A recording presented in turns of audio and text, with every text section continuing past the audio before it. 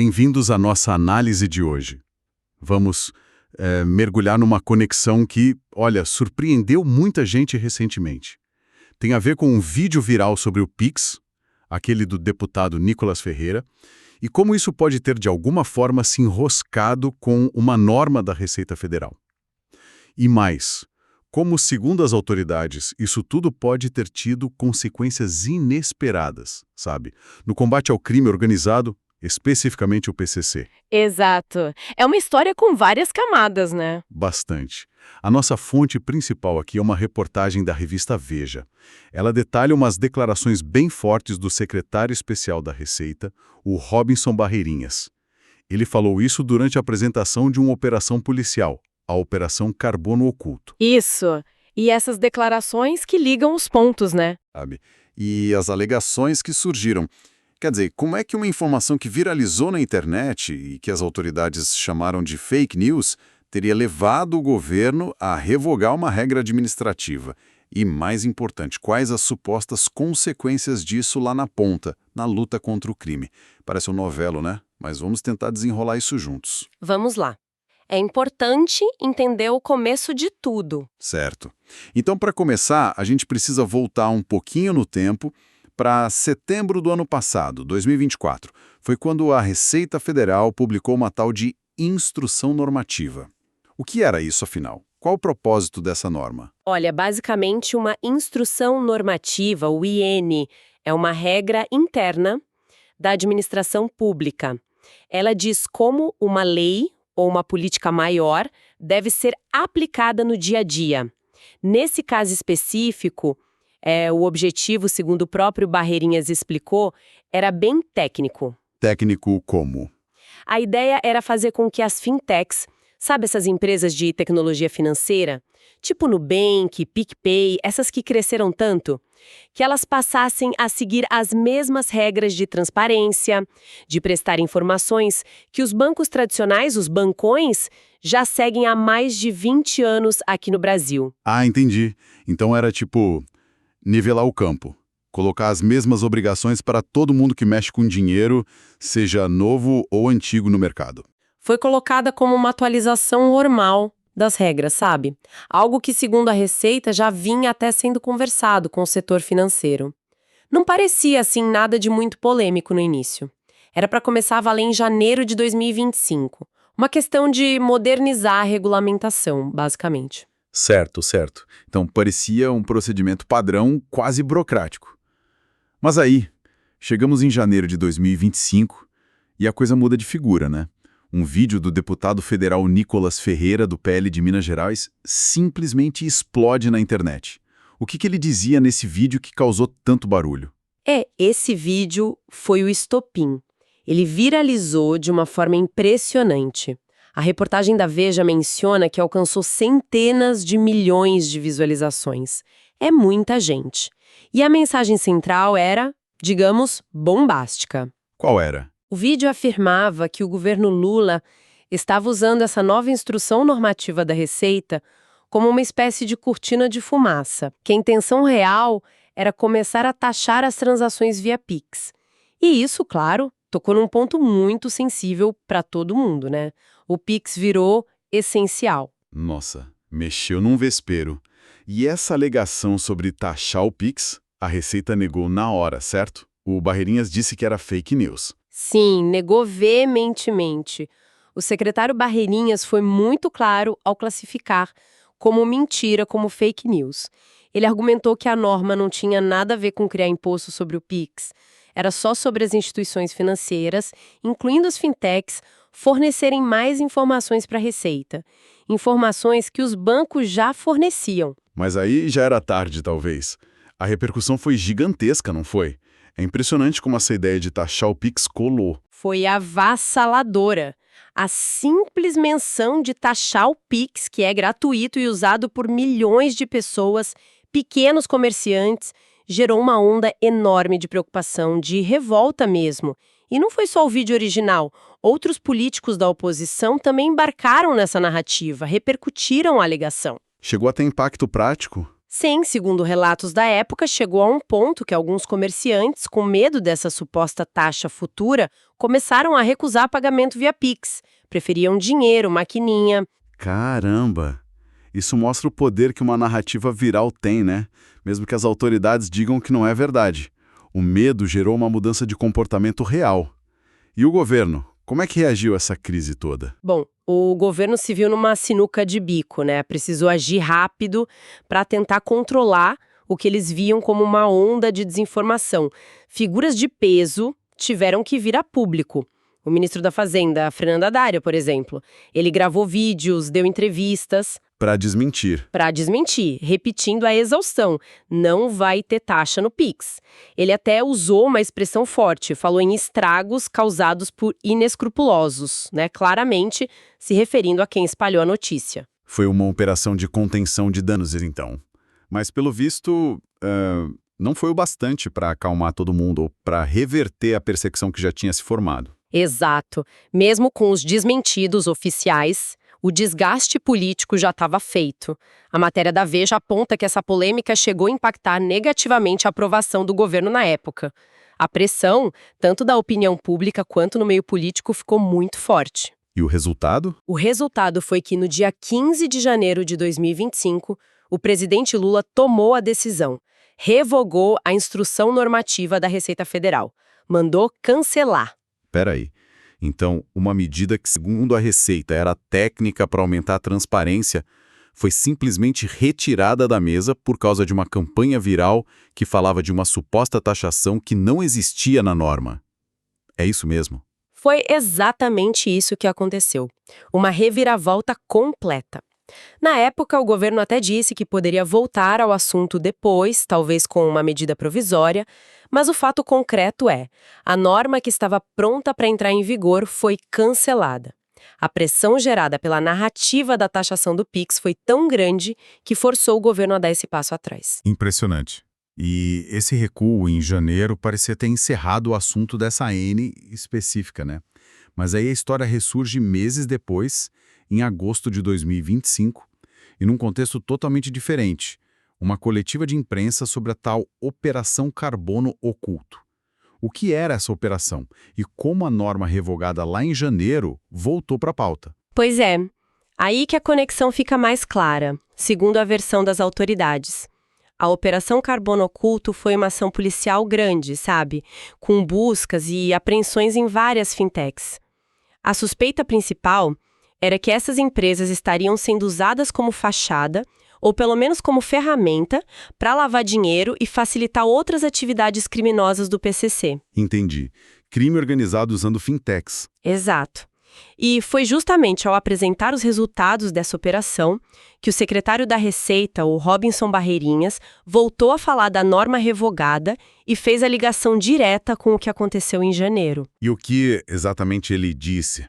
Como ele conectou a revogação da norma com essa operação contra o PCC? Ele foi bem direto, segundo a reportagem. Barreirinhas afirmou que aquela campanha de fake news de janeiro, como ele a chamou, não foi só um problema de imagem para o governo. Teve uma consequência prática. Dificultou, ou pelo menos atrasou, a capacidade da Receita de fiscalizar essas fintechs da maneira que eles achavam necessária. Ele chegou a dizer que a Receita sofreu o maior ataque da história dela, de mentiras. Palavras fortes. Muito. A Veja cita a fala dele na coletiva, explicando o raciocínio. Publicamos essa instrução em setembro do ano passado, para valer a partir de janeiro. O que aconteceu em janeiro, todos nós sabemos. Ele continua. Essas fake news foram tão fortes que, apesar de todo o esforço da Receita Federal, nós não conseguimos seguir essas mentiras, por conta da força de quem as impulsionava. Nós tivemos que dar um passo atrás e revogar essa instrução normativa. Quer dizer, ele está dizendo que a pressão da campanha de desinformação foi tão grande que eles tiveram que ceder e revogar a norma. Exato. E aí vem a conclusão que ele apresentou, que amarra tudo. Que foi? Ele disse, e as operações de hoje mostram quem ganhou com essas mentiras, com essas fake news.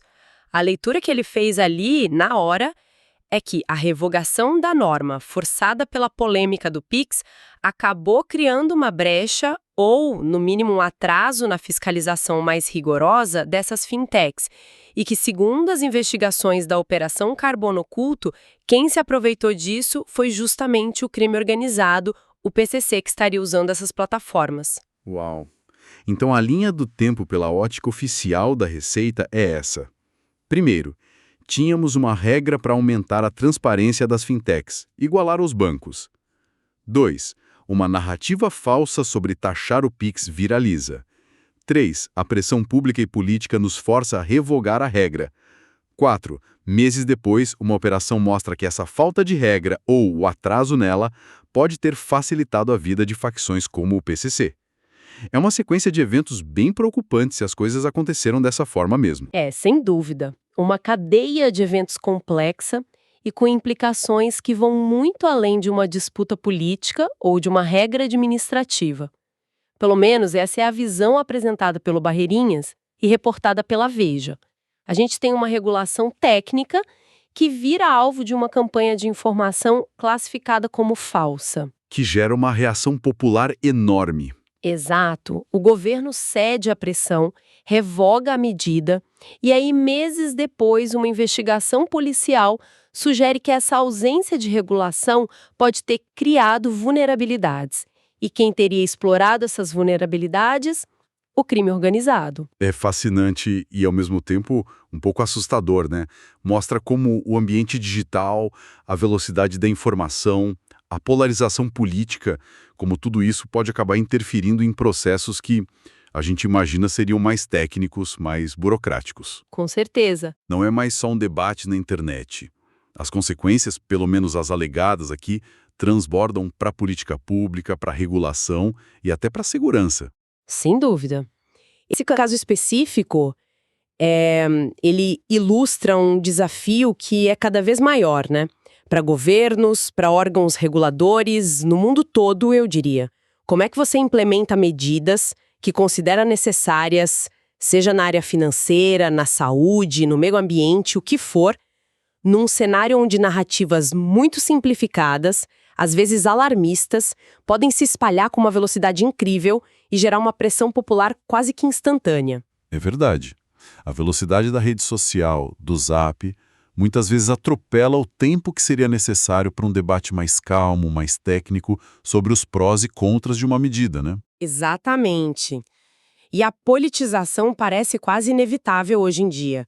Qualquer medida, por mais técnica que seja a intenção original, pode ser rapidamente reembalada, digamos assim, e usada como munição na disputa política. Foi o que parece ter acontecido aqui.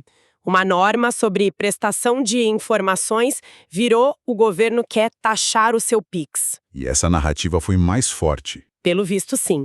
A intenção original da norma, segundo a Receita, que era aplicar regras de compliance, de transparência que já existiam, só que para um setor novo, essa intenção foi totalmente ofuscada. A narrativa política, que tocou no medo das pessoas, prevaleceu. E o ponto que o Barreirinhas levanta é grave.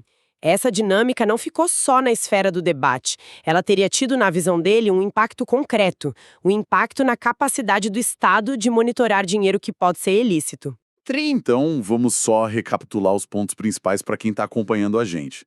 A história começa em setembro de 2024, a Receita Federal edita uma instrução normativa, o objetivo declarado, fazer as fintechs darem as mesmas informações que os bancos já dão, para valer a partir de janeiro de 2025. Isso. Aí, em janeiro de 2025, um vídeo do deputado Nicolas Ferreira viraliza com a mensagem: governo Lula vai usar isso para taxar o Pix. O que gera uma polêmica gigantesca, pressão pública, boicote de comerciantes. Exato. O governo tenta desmentir, mas não segura a onda. Em 15 de janeiro de 2025, o presidente Lula revoga a instrução normativa. Meses se passam. Em agosto de 2025, vem a Operação Carbono Oculto, investigando o uso de fintechs pelo PCC.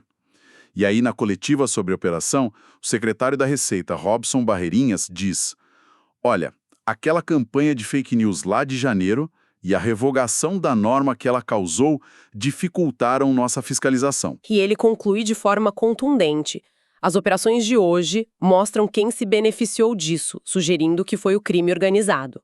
Essa é a sequência dos fatos e a interpretação dada pela autoridade. Olhando para o quadro maior, então, esse episódio todo vira quase um estudo de caso, né? Sobre como os processos de regulação podem ser frágeis nessa era de informação instantânea e polarização política. Exatamente. Uma medida técnica, mesmo que, como disseram, tenha sido discutida antes com o setor, pode ser atropelada muito rápido por uma campanha online bem-sucedida, uma campanha que explore medos, desconfiança, e aí a percepção pública, que é moldada em dias, às vezes horas, acaba se sobrepondo a meses de estudo técnico, de planejamento. Mostra uma certa vulnerabilidade do sistema, né?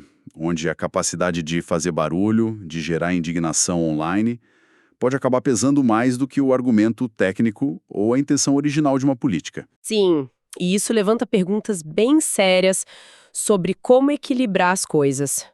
Como equilibrar a necessidade de regular, seja para fins fiscais, de segurança, ambientais, etc., com a realidade da comunicação digital e da política tão dividida que a gente vive. Porque se toda tentativa de atualizar uma regra pode ser imediatamente pintada com as cores da briga política e gerar uma reação tão forte, isso pode levar a uma paralisia, né? Uma paralisia regulatória. Ou a decisões que são tomadas mais para apagar o incêndio da imagem do que pensando nos objetivos técnicos de longo prazo. Exatamente. E isso nos leva, talvez, a uma reflexão final aqui. A gente viu neste caso como uma narrativa específica, classificada como desinformação pelas autoridades, supostamente influenciou uma decisão de política regulatória e com consequências potenciais bem sérias para a segurança pública. A pergunta que fica é: será que essa dinâmica está acontecendo em outras áreas também? Boa pergunta. Em que outras áreas, né? A gente pode pensar em políticas de meio ambiente, de saúde pública, até planejamento urbano, ou mesmo a forma como a gente discute avanços científicos. Até que ponto os objetivos que são mais técnicos, ou que precisam de um olhar de longo prazo, que exigem discutir detalhes, nuances, até que ponto tudo isso está vulnerável a ser simplesmente atropelado por percepções que são formadas muito rápido online? Percepções moldadas por campanhas que podem ser bem intencionadas ou não, podem ser precisas ou completamente distorcidas. Onde mais será que essa velocidade das narrativas digitais está batendo de frente com a complexidade do mundo real? E gerando resultados que, talvez, ninguém previu ou desejava no início. É algo para a gente pensar, né? Sobre o impacto profundo dessa nossa sociedade hiperconectada na própria forma como a gente se governa, como toma decisões coletivas. Fica aí a reflexão.